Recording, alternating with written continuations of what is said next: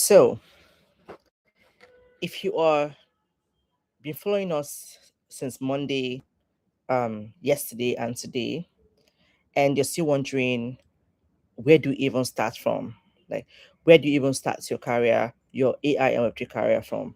So today I'm going to walk you through two things: the careers that are available for to you in Web3, and also how to build a portfolio in order to position yourself for job opportunities. So first thing we're going to look at is Web3 niches, because in Web3 there are different areas where you can get job, and you can be in all of them. Oftentimes, when you look at job boards, when you look at job opportunities, you will see that you are often asked. Sometimes they're very specific, and they're asking you to whether you're very good with DeFi, or whether you're very good with gaming, or whether you're very good with prediction markets, right? So that means Web3 niches are a thing. So if you're looking to build a career in Web3, or even in AI, or AI in Web3, let's look at the different Web3 niches, and you can choose one and focus on it. So we have DeFi and finance, right? DeFi is centralized finance. And under it, we have protocols, DeFi protocols, and we have things like the lending protocols, the staking protocols, and we also have decentralized exchanges and aggregators as well. We have liquidity providers. We have liquidity providers, like for example, for the desk aggregators, we have things like River, ROHIVA, for example. And then we have other platforms like Jupiter, Orca, Meteora, and all of that. So you can use this, like these niches I'm calling now, right? And you can browse about it on X, and you can get more information. Now we have token launch pads. Token launch pads. Those are like these are niches that you can focus on. And we have asset management. We have on-chain asset hedge funds, and then we also have stablecoin project. Like stablecoin is like the thing now, like it's like the hottest news now. I actually have one. I have one Telegram group. Channel. That gives me only update on stablecoins, and there are lots of them daily. So stablecoin right now is it's a huge deal. Then we have another category in Web3 called NFTs, non-fungible tokens. These are non-fungible tokens are tokens that are not replicable. For example, one NFT cannot stand in the place of the other. Let me just give you an example of the opposite. Your money, the cash you spend. Your cash you spend is fungible, in the sense that you can have 10 100 naira notes, or 10 1000 naira notes, or 10 $1000 notes, 10 $1000 notes, or 10 Kenya shillings, or 10 francs, whichever. You can have different of it, and every time you want to spend each one, it's like you're spending like the previous one you spent. But in non-fungible tokens, each one is unique. That's why it's called non-fungible. They are all unique. You cannot use one in place of the other. Each of them have unique characteristics, and there are different like categories under it. You have NFT collections, where you have your art, your PFPs. We have the utility projects. We have the NFT marketplaces. We have brands, NFT brands, and we have NFT based membership clubs. We have creator ecosystems within NFT, where you see things like music NFTs, you see arts, and all of that. Now we've looked at DeFi, right, and the different subcategories under DeFi, and we've looked at NFTs and the different subcategories under NFTs. So these are like different things you can pick and focus on. Remember yesterday we looked at different career paths, and how they can transition into how they can find themselves, or where they fit in the job space, right? Especially in this AI era. So let's look at another niche, another category: Web3 infrastructure. If you're someone that's very, like, you love infrastructures, things that create other things or make other things possible or to exist, we have layer one blockchains, for example Solana. We have layer two scaling solutions. We have, for example, Base and Stacknet. And then we have zero knowledge infrastructure, that is ZK tools. We have RPC and node provider, people that provide nodes. These are like different subsectors. There are different subsectors under Web3 infrastructure. I'm going to share this list. I'll share this list in the description, like after the session, so that you will see the different. In case you're not hearing the words I'm pronouncing, or you want proper spelling of what I'm saying. So we have wallet, hot wallet, cold wallet, browser extension, and then we have security. We have security companies that help to audit projects, different projects, and then we have identity. Those are my identity. We have like things like decentralized identity, and um, then we also have in also in Web2, there's what we call SaaS tools, software as a service. In Web3 as well, we have software as a service, and there are different categories of software as a service tools. We have the creators SaaS tools, analytic dashboards. I know you must have seen things like Dune Analytics, right? That's a typical example. We have compliance and reporting tools, and then we have blockchain development tooling.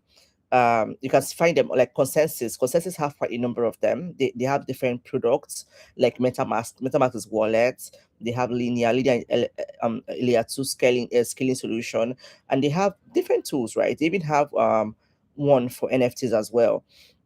So if you can, as you can see, the consensus as a company now have different niches that they are serving under them. So we have marketing automation tools like you can see things like Zilly. You can see things like there are quite a number of them, right? And then we have on-chain CRM solutions, right? We have platforms that manage Telegram communities, like we have that help you to get your community, and then we have um, an intersection of AI and Web3 hybrid software as a solution tools. So now these are like we've looked at how many categories. We've like DeFi, NFTs, Web3 infrastructure, and Web3 SaaS. Now we're looking at gaming and metaverse. On that metaverse, you can choose to say, okay, you are a content creator, or you're a lawyer, or you're a lawyer, you can say that you're a lawyer, you're a content creator, you're a product marketer, you're a community manager for gaming products. We're talking about Web3 games, for example, metaverse worlds. So the time I was doing fractional writing for a gaming product, gaming metaverse product. I wasn't in their team, but I was always writing articles for them. I was always writing articles for them. So if you're just joining, what I'm talking about niches. I'm talking about different categories and different sectors that you can utilize your skill in. So I'm talking about because I say one way not to confuse yourself is like, where do you even start from? You just pick one niche, one sector, and you focus on it. You pick one niche, you pick one sector, and you focus on it. So we have play to earn ecosystems, like play to earn. There are play to earn games out there, and then we have game asset marketplaces. We have gaming guilds. I worked at Gaming. Gaming used to be a gaming guild before it evolved to become an application for you to build a community with. So now these are like different categories, different niches. And now we even have like prediction markets, for example. Prediction markets, we have centralized infrastructure, that's the pin. We have real world asset tokenization. These are like different categories. So you have to like pick one and say, okay, I'm going to be a writer under this niche. I'm going to be a community manager under this niche. I'm going to be under this sector. I'm going to be that way. You are building your career to be able to serve that niche, and then it's also okay to pivot, right?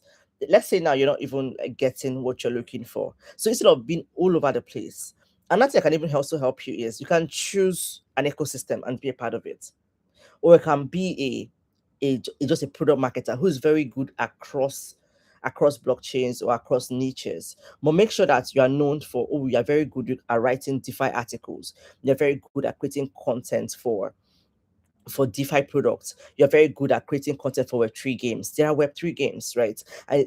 And you're very good at doing that. You're very good at product marketing here. Very good at doing customer management here. You understand one area very well, because that would be advantage. So you're going to pick any of this. That's supposed to be part of your assignment. I'm going to give you this list, and you pick one that you want to focus on in the next 30 days. You want to be very good at it. Like, let's say whatever skill you choose, you want to be very good at executing that your skill in that sector and in that niche. So now,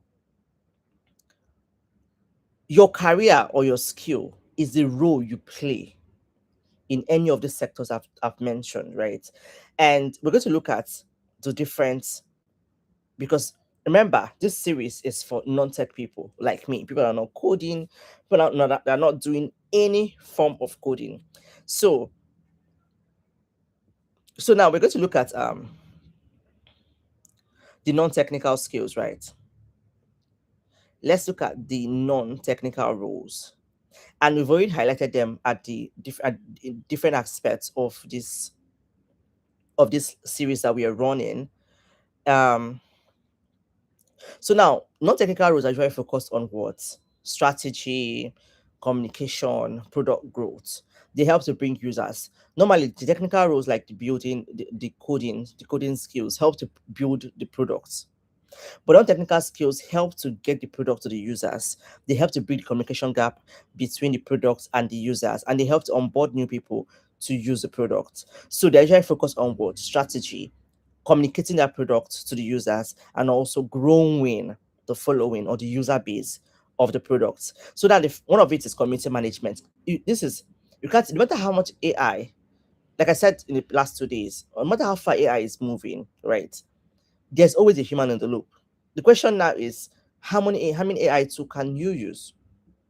So maybe sometime in this series we're going to talk about tools specifically, like different tools that you can use and how to actually like really use them. So the skills that you need to acquire to be very good in your community management is, you have to be very good at communication between, how to communicate the product between those that be the products and the users. Like, you're the mediator. That means you have to understand the product very, very well. You have to understand that product very well. And conflict resolution. If something's going on in the group, right, you have to figure out how to solve that conflict. I mean, somebody comes into the group and begins to talk rubbish and begins to say, oh, this project is a scam and all of that. How are you going to manage it? How are you going to manage that kind of challenge? Because it's a challenge. Someone come out of nowhere and calling your project a scam. You would have to find a way to manage the situation in order not to affect this. So that's one thing that you need to know. Then moderation are like day-to-day handling of people in the community, day-to-day. People are coming up asking questions. Oh, I opened the app, I could not click anything, and how to handle all of those things. That means you should be in tune with the developers to know, so I can quickly, as you're managing the problem in front, that is with the users, you are going back to the developers and tabling the problem and say, okay, the users had the challenges while they were using the product, and this is what they said is wrong with the product. So you know how to get details. You also know how to get details from the user, because you won't just say, if a user come and says, I tried to log in, I did not log in. You will not run back like that and go and tell the developer that, oh, this person tried to log in and not log in. No, you have to find out details. Oh, when you tried to log in, what happened? Which phone did you use? When did this happen? Like, let the person give you as many details as possible. So you can even find out whether you can even do um you can never give a resolution there and there, or it's something that you have to go back to developer for. Because if you don't give developer details, he wouldn't even know what to fix, or if there's even a problem in the first place. These are the things that you need to do: moderation, managing crisis, and then community management tools. You have to know how to manage a community on Telegram. How does it work on Telegram? I think that there's a video on this channel, on about top videos. They have like 10K views on this channel on community management. So you can look at it. We have different series. So there's literally no non-tech skill now that you want to learn about that we don't have a video about it on this our channel. So please go there and watch them, right? There are different skills I've held in the past. So community management tools and bots, how to manage a Discord community. So that is what you need to know on that community management. And you can earn up to 500 to 1,000 to $2,000 as a community manager. So now we look at content writing. Remember what I said about human in the loop before, right? AI can now write a basic article, very basic. So it's now you that is a human in the loop that will now edit it to be so human that when I read it, it makes sense. I can flow with it. I'm hooked. I'm hooked into the content, right? So I don't know, because this is so broad, right? I will have to literally do single videos, different videos on each of this, like how to like write and refine and humanize the content that you produced by AI. Remember, you are the human in the loop. So as a writer, you need to be able to do research, be able to write blogs, newsletters, threads, educational content, and you need to be able to explain, do clear explanation of whatever topic you're writing about. So now when it comes to writing, it's possible that what you're writing about, you have no knowledge, you have not you don't know anything about that topic. Or maybe what all you know is the product that you want to write about. But to really write a very good article or on whatever it is, you must be able to research. And the good thing is that we have tools these days that can help you research. We have Perplexity. Perplexity is an app like ChatGPT, but it's very good at research. And then even in I think Google Gemini, right? You can use the deep research feature in the app to do a very in-depth search across websites, across Google, across inboxes to be able to give you. So you do your research, and from your research now, you can now write a very detailed article.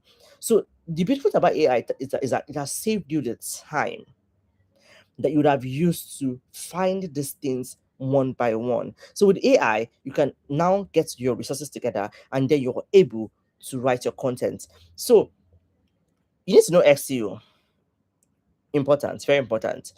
SEO, and in this time and age, you need to know GEO, generative engine optimization. How do you optimize content to be discoverable by AI?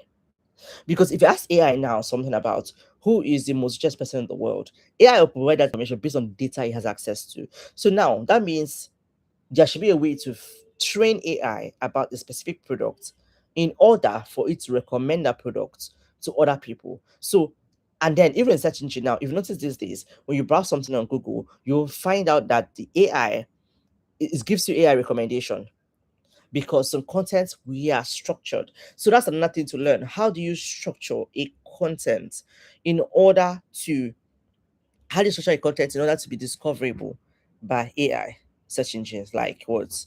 Like Google, like Comet, like different AI browsers these days. Content creation, very key.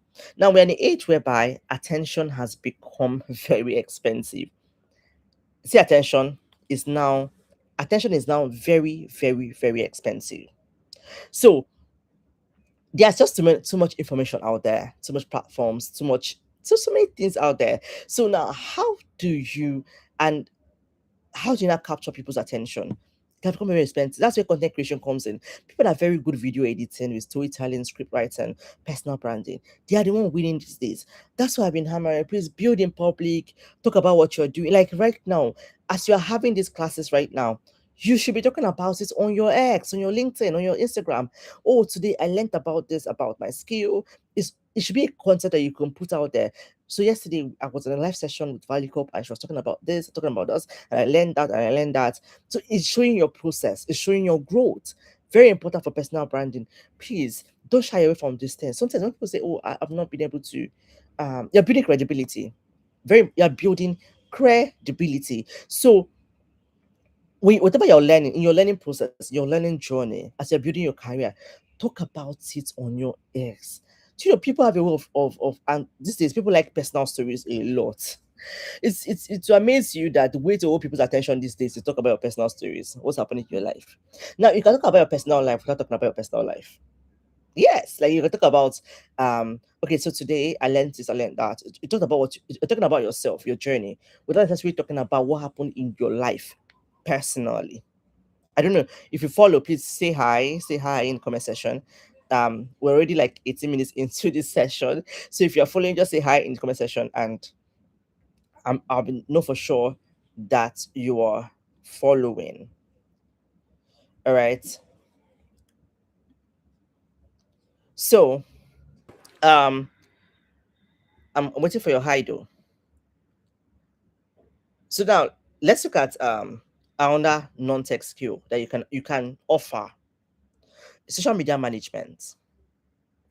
You can manage X, Twitter, LinkedIn, Discord, Instagram accounts for different Web3 projects.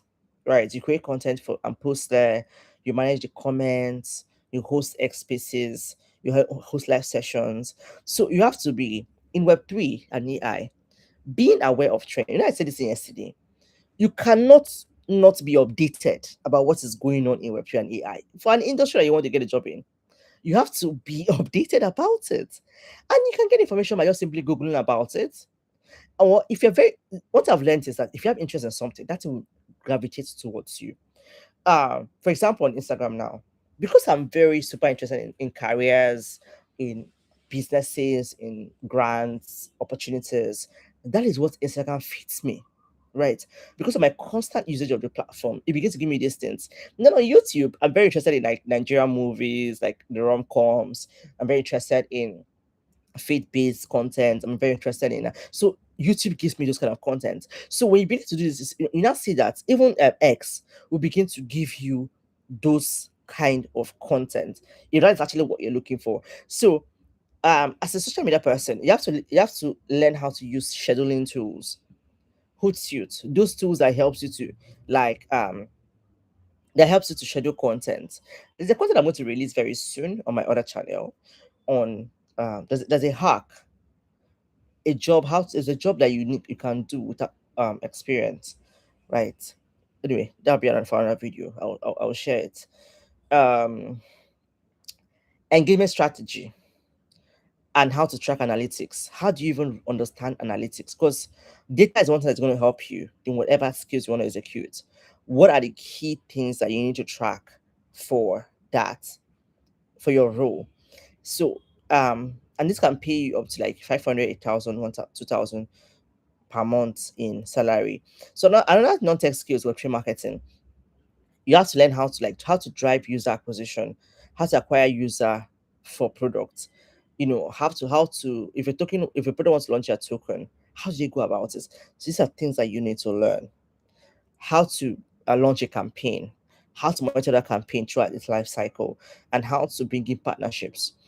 So growth growth marketing, product marketing, growth hacking, building funnels, lifecycle optimization of a user, analytics, um launch strategy, how to launch a project, go to market strategy, and all of that. So these are things I need to learn. So for project management, I know that some people are very good at projects, like they know how to manage projects end to end, right? From beginning to the end, like from the point of ideation to the point where that project is a success, you're very good with it. So being able to like manage the developer, the person building the product, and down to the end users, like everybody in the life cycle of that project, making sure that those products get to the users when you say it's going to get to the users. So that means you're very good with organization. You're very agile. Agility is a skill these days. Agility is the ability to like move fast. And moving fast is also dependent on tools, it's dependent on time management. And another thing I learned from Sarah Dahosa yesterday. She's the founder of Women in DeFi. So this is something about energy management. So beyond being able to manage your time, you should be able to also manage your energy, because you should know your peak times and your low times and be able to maximize your peak times and rest during your low times, because it doesn't benefit anybody if you are always running low on your energy. You won't be able to produce a lot of results. So um another thing is product management, right?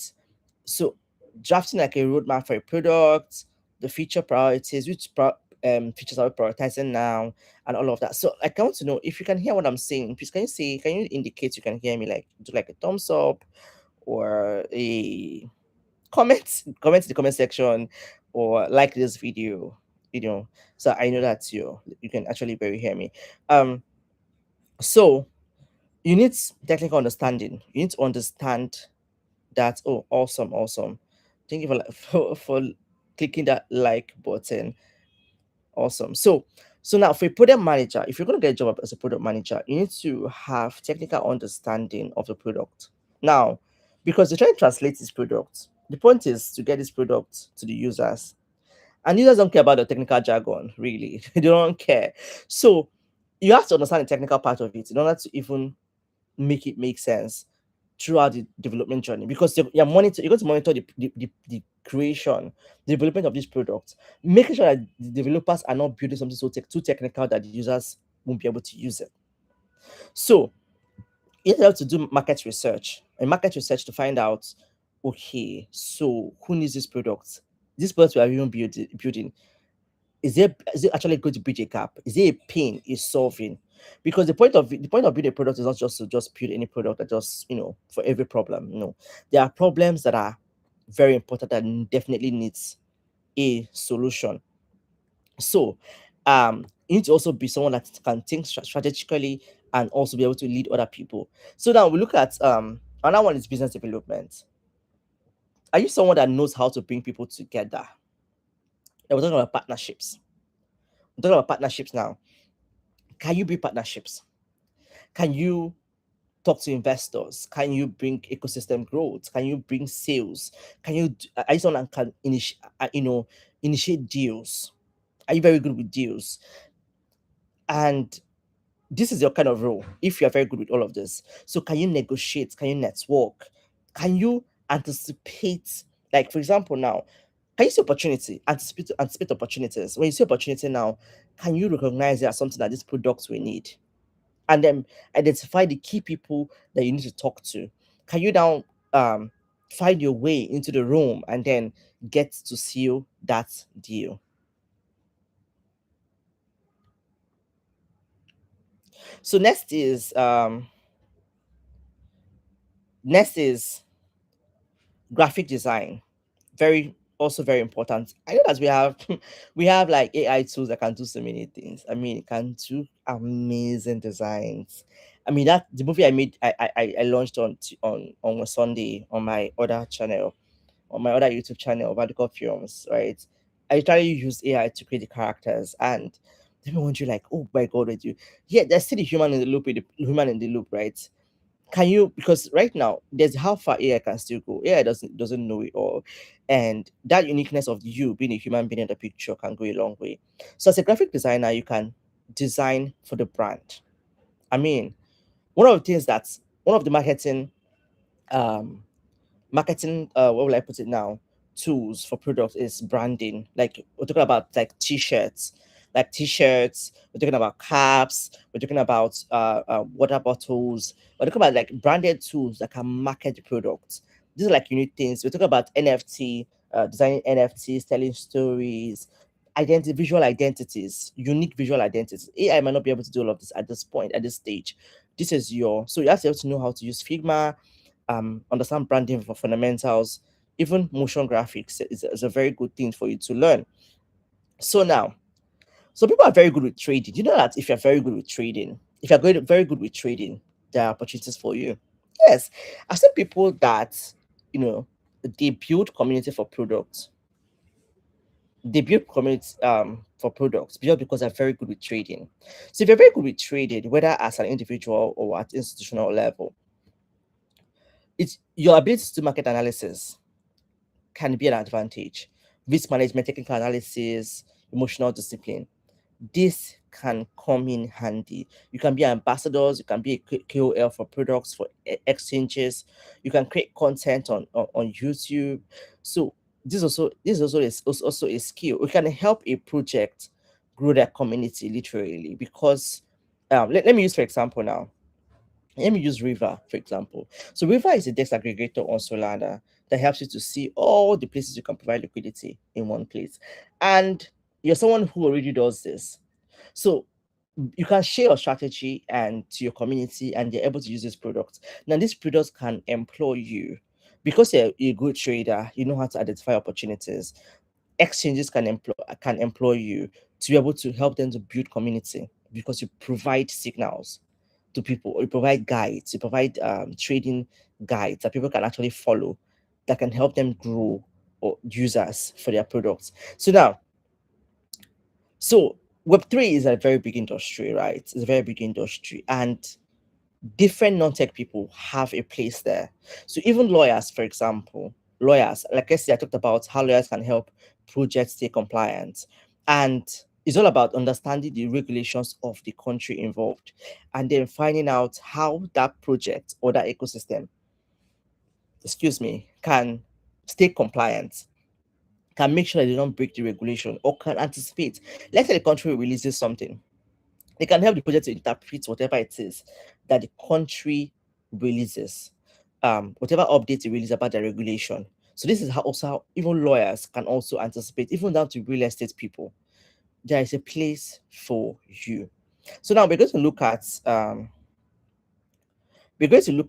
next thing we're going to look at is your proof of work. So how do you now prove that you know these things? You're a writer, you're a content creator. How do you prove? How do you show this? Because it's not about your CV. Because right now we are beyond just saying, look at my resume, right? So even if you're going to write a resume, your resume should be able to point out, should also show proof. You're just saying, I did this. You're pointing out scenarios where something went wrong, where something needs to be done, and this is what you did, and this is the result you got. Because this is also what your resume should also show. So now it's beyond submitting your CV and hoping somebody believes you. Somebody believes you. You say, oh, when you say I'm a marketer, so how does that help me? When you say you're a marketer, it doesn't make a difference to your project. You will say, okay, I understand product. What does that even mean? To remember what I've been emphasizing from day one: business results. Business results. How do you manage community? So you have to prove. So that's one of the things that we'll be doing beyond the 7 days of this live sessions and into the 30 days. Those of you that are mentoring one-on-one, right? Um, in Web2, you can tell an employer, oh, I'm this, I'm that. But in this Web3, they want to see, okay, how do we verify what you say you know how to do? So instead of saying you understand this or you can do this, you can show the things that you've explained. Let me say, for example, now as a marketer,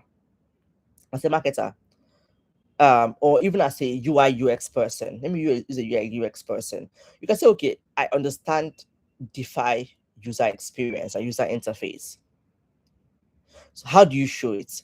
So you can bring an existing product and do like what they call a tear down and point out this this was done this way and it's good, but this could have been done better if done this way. So you are showing um different ways where the product got it right, and different ways where the user experience is terrible and can be improved on. So you are showing you know what you're talking about. So if you're a marketer, for example, how do you prove that you know what you're saying? You can pick already existing products and do an analysis of their marketing strategies.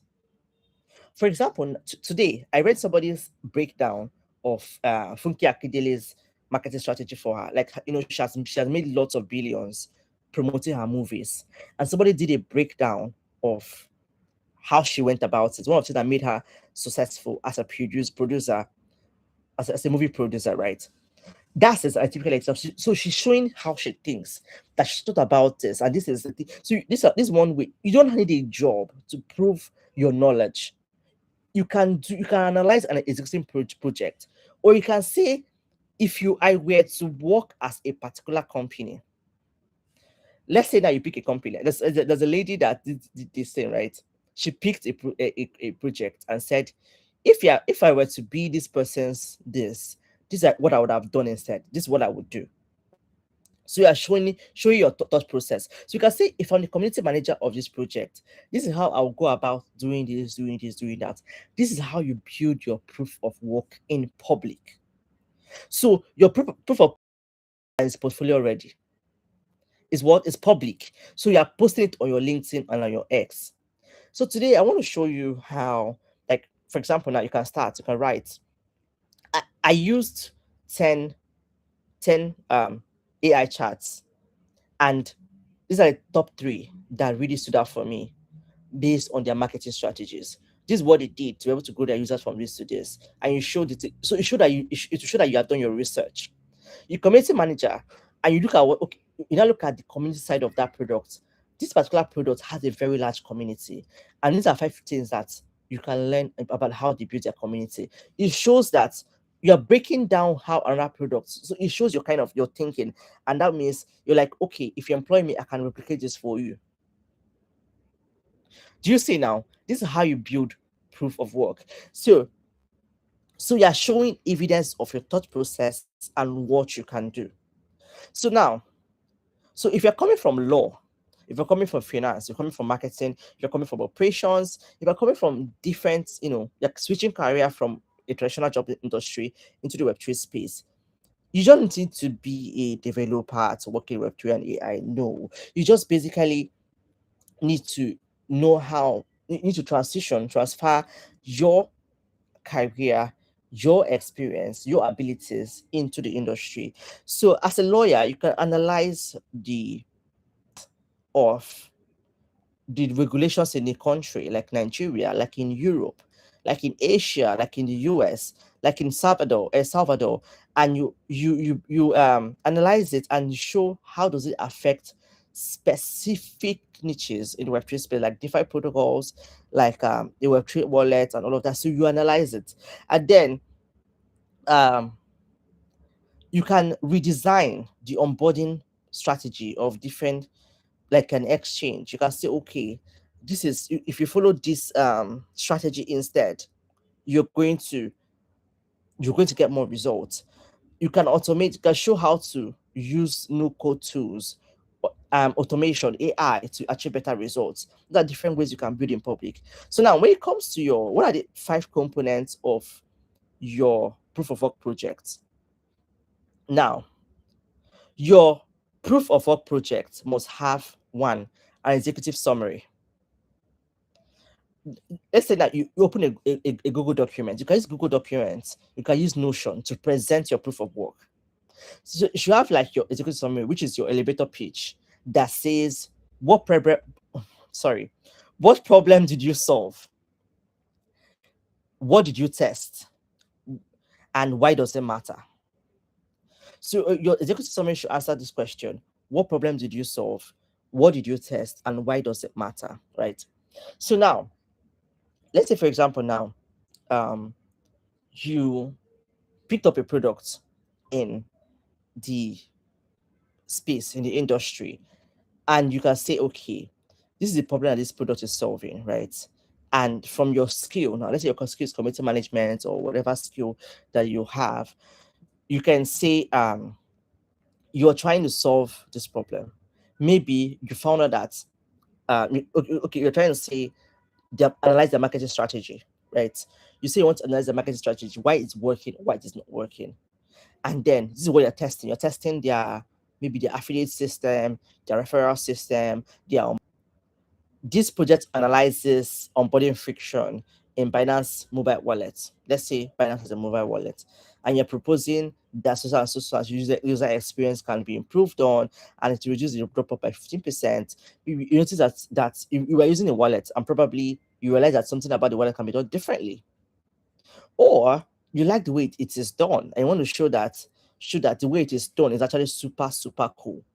So your executive summary should be sharp, should be strategic, and it should be very short. Number two is your requirements. Now, as a professional, you're trying to show um, different angles. So you want to show the assumptions or the logic or technical constraints or limit, um, limitations maybe based on regulation. Let's say Nigeria now, as a lawyer now, in your own portfolio, you're going to show the limitations or the constraints of the current legal system. And then, so let's say, for example, now you're focused on the mobile onboarding for a marketer or a UI UX person. You're focused on a mobile, you're trying to recreate the mobile experience for an app. Or you are a crypto trader and you're trying to show that you're trying to show how users, how people can use a particular exchange, how they can trade on it. So you're trying to show, oh, this is a challenge people are having. So at this point now, remember you have done an executive summary and now you're trying to show what is the challenge, what is the existing challenge. So after you've shown this now, you can now show the how. This number three now, the how, the workflow. How will your solution work? You've shown the current problem, how it exists now. You now want to show your recommendation. How would it work? Or what can be done? What is the difference? So you can now show, you know, show it in a process, like in a very logical manner, in a way that can be easily followed. For example, as a marketer now, you're trying to explain, oh, the onboarding process is one of the things that's affecting that users are turning away. This product is very good, but because of from the time they have the login and the time they start using the app is very long. So people don't have the patience, so they drop off. This is for a marketer now. So now, this is what can be done. Maybe the email and password should be switched to Google login. Because Google login, just simply put in your Google and you have logged in ASAP and save you the time. And also you can say, okay, do this, do that. You are explaining, so you now show the path. So your number four is your success metrics. So after you've implemented your solution, your recommendation, you've shown how your recommendation can work. You can show this is so applying this thing can reduce user churn by 40%. Or if you've already executed it somewhere, maybe there's a project that you worked on. This is where volunteering is important. Let's say you volunteered in a project and you're able to apply your strategy and it worked. This is where you now put that after applying this strategy, you were able to reduce user drop off from the app by 40%, by 20%. This is why you need to track everything. No matter the skill you have, track every result. Track every result. Find out if what you are even applying is it working? If it's working, to what extent is it working? So that you can go back and write it down. For me now, my LinkedIn is like my portfolio, right? It's like where I drop by whatever it is I'm doing, all my volunteer work, all my experience, everywhere I just go there. So whenever I want to like apply for a new opportunity, I just go there and select the ones I want to select that is relevant to the job or opportunity I want to apply for. So you can use LinkedIn. You can actually use a document to build your portfolio. So you just show the metrics. So as a community manager, this can help you retain users by 10%, by 20%, by doing this, doing this, doing that. Or if you're a UI UX person, by optimizing this, optimizing that, editing this, editing that, you will be able to increase users staying on the app for 10%, but more than 10% of users being able to stay there. So you can even show, even if it's to create a simulation. What I mean by simulation is to create just something that will show how it will work, maybe like in a slide format, and show how it's going to work graphically. So so next thing that needs to be on your proof of work is your risk assessment. So you have to think about what could go wrong, right? As a professional. So even though your plan, let's say your plan, or you're trying to prove that you know what you know, something can go wrong, cannot go as planned. So now, as beginners, even as beginners, you must learn that failing in something, or when something doesn't go as planned, that is not a failure. It's simply something you have to learn from. It's simply like a learning experience. So most beginners just drop off and say, oh, this did not work. No, it's a learning experience. So let's say whatever it is that you're doing, don't say that I tried this thing and it did not work. Okay, yes, you tried it and it did not work. That is, you should not ask the next question. What could I have done differently? Or where did it fail? Where is the friction? And all of that. So if you're still with me and you're following everything I'm saying, please do a thumbs up, like this video, drop a comment. I don't know why people are not able to drop comments though. I don't know why you can't drop comment, um but drop comments if you can. Do it. Like if you're following me, like like this post. Oh, okay. Okay, Godwin is following me. Okay. If you also have questions, also you can also drop your questions as well, right? To drop questions will really go a long way to, to guide the things I'm saying, I'm sharing with you. So now, because even if you're using AI, your AI can hallucinate and can have bias, because AI is not perfect. It's actually subject to you. So, as a lawyer now, you can ask, what are the risks associated with this regulation for this product, for this community, for these platforms? Um, is there a possibility that this thing can fail? So these are questions that you can now ask, and then how you will navigate those questions. It shows your professionalism. So now, um, what kind of ideas can you do? Can you use that can serve as a portfolio? For a marketer now, I've mentioned it earlier, but I'm going to mention it again. You can, like I always tell people, you don't need a job to prove an experience or to prove your knowledge. If you know how to do something, as a marketer now, you pick a product in Web3 space. There are so many products to pick from, there are thousands of them. You pick one. It can be a wallet, it can be an exchange. And then you analyze it. Maybe you try and use the product. When you're using the product, what was your experience? You can find out any negative feedback about this product, and then you can check out, is the copy clear? Is it too technical for people to understand? So these are things that you now write about.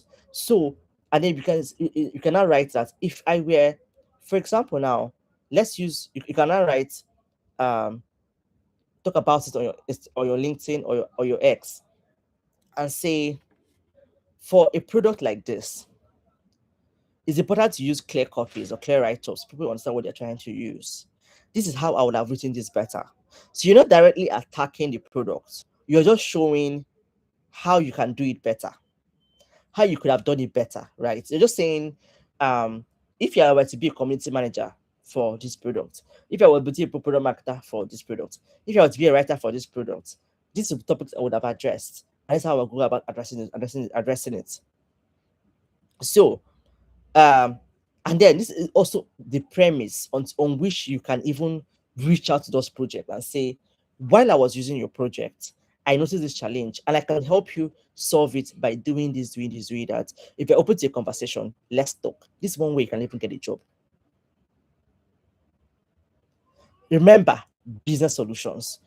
People simply want someone who's going to help them with their project. Business solutions.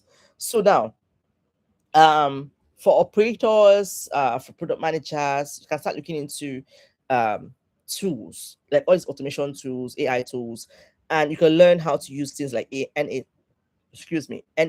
I can recommend anything data. And data is a channel that I found out. The guy is very good.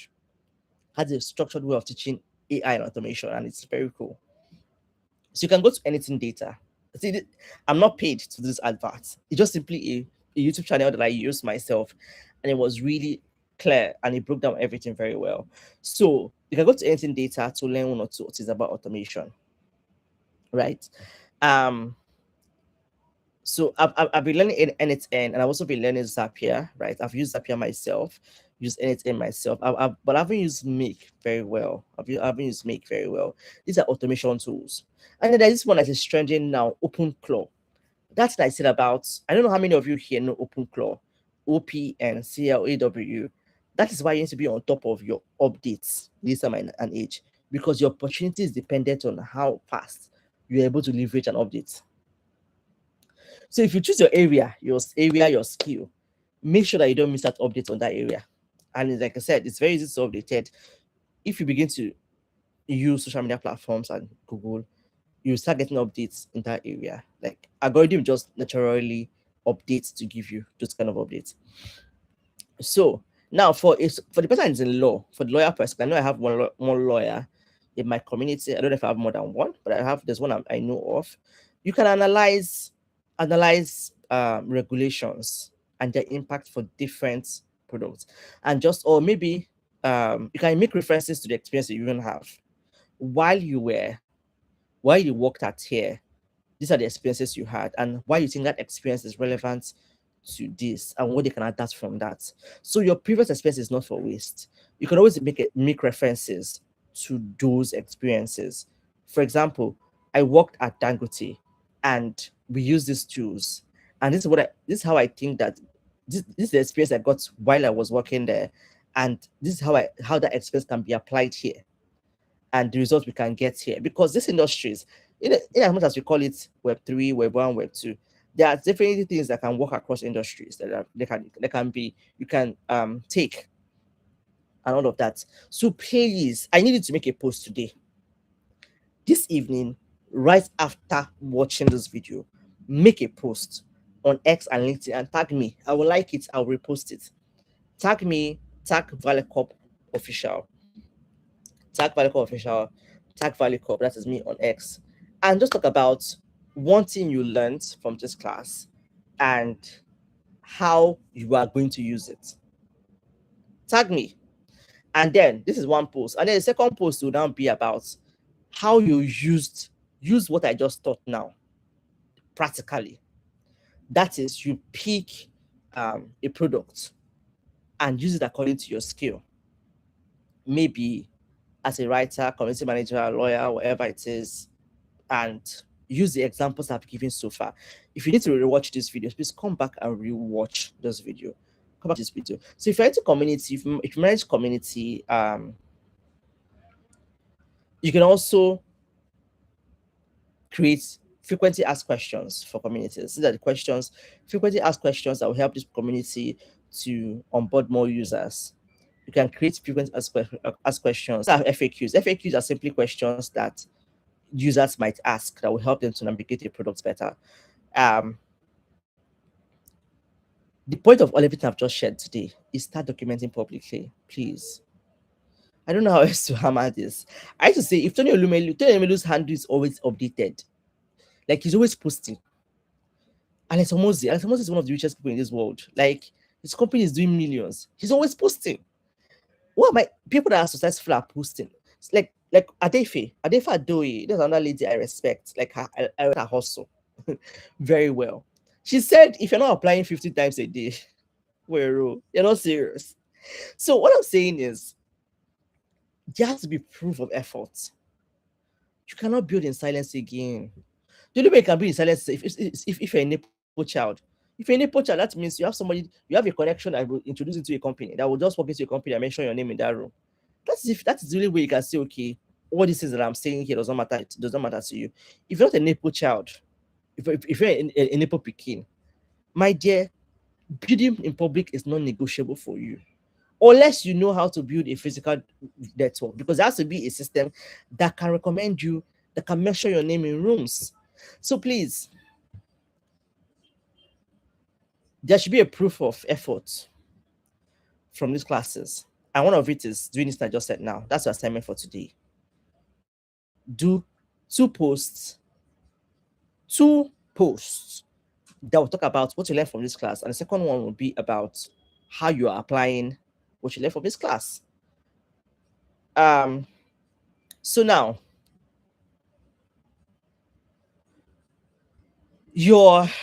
where do you build? You build on LinkedIn. If you're a technical person, your GitHub is your proof of work.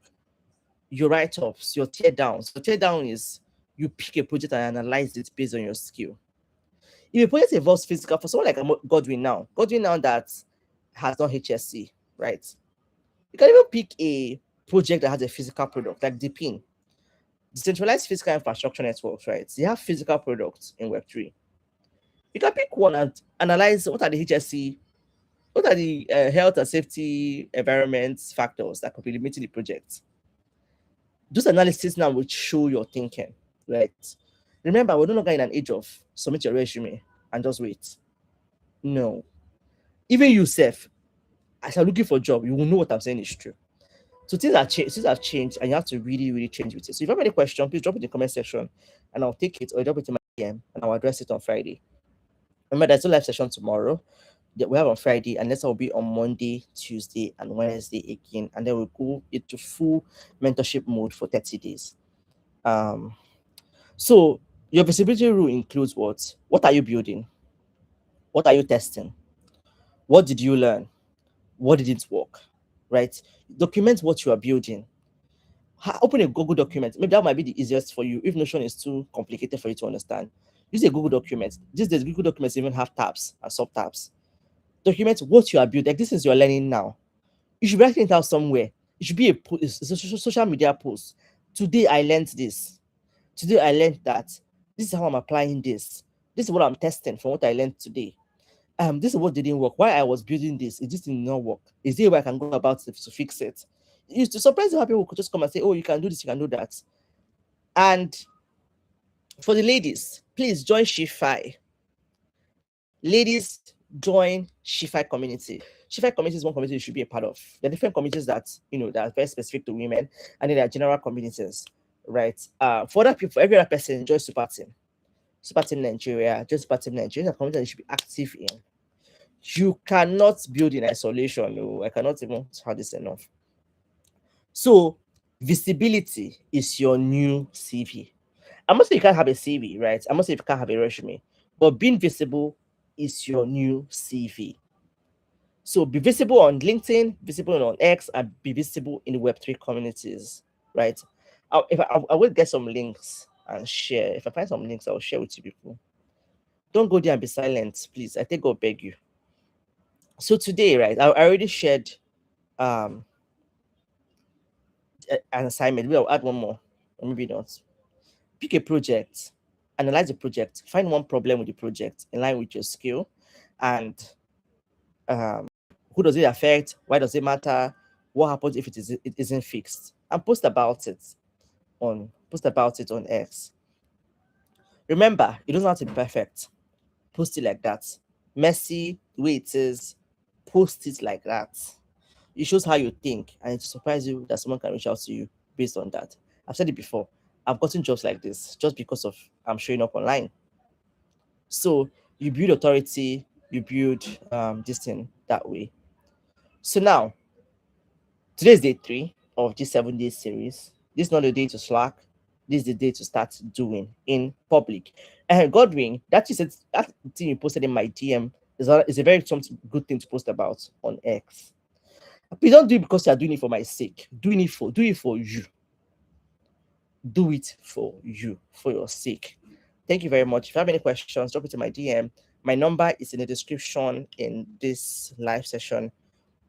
And if you want to be a part of our mentorship class for 30 days, also reach out to me. That one is our mentorship is paid. And everybody that is, of course, people that know that already paid know themselves. That those that paid know themselves already. All right. So see you on Friday. I believe this was impactful for you. And all right, see you on Friday. If you have any questions, please ask it. All right.